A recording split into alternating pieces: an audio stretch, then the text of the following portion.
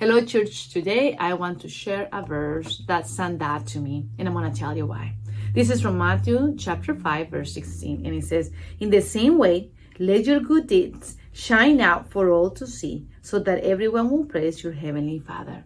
What Matthew 5:16 is telling us is that there's a light in us to shine, right? That there's the light of Jesus Christ in us, and we have to let it shine for others to see and glorify our Father in heaven. And you're probably wondering, how can we put into practice? It's easier said than done. I'm going to give you a quick example that happened to me as I was coming to work today. I actually saw a building complex being kind of like under construction. And what I saw in that site at the beginning was construction workers, some supplies and materials around. I also saw machinery. It was noisy, it was dusty. But out of that craziness, I actually saw a beautiful vine with pink flowers going through a fence. And I said, what a beautiful sight to see. The light of the sun was shining on the flowers and it looked beautiful. And I just immediately thought about hope, that, in that specific instance, those flowers are reflecting the hope that at some point in the next few months, that apartment complex, it's going to be a beautiful place for people to live. And I thought, this is how we actually have to be ourselves as Christians. How can we represent that? The pink flowers are us as Christians.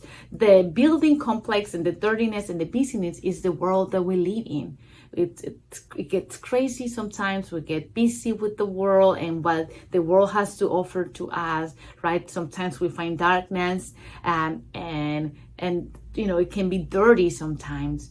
But as the same way those pink flowers were standing out and shining hope, that's the same way our lives, and as Christians, we should stand out and shine God's light to others and his hope as well. And I was thinking, how can we put this into practice?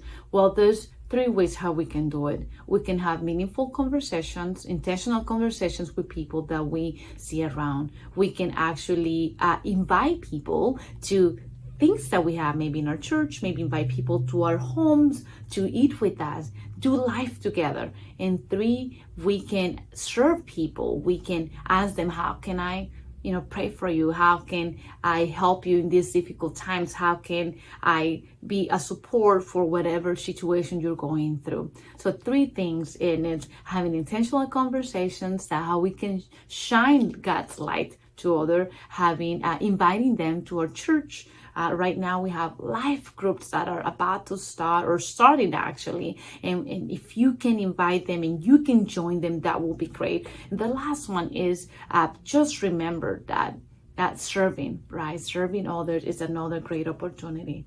Let your light shine among others. That way they can glorify your Father in heaven. Let's be like those pink flowers that were shining hope through the fences in the dirtiness and the craziness of life.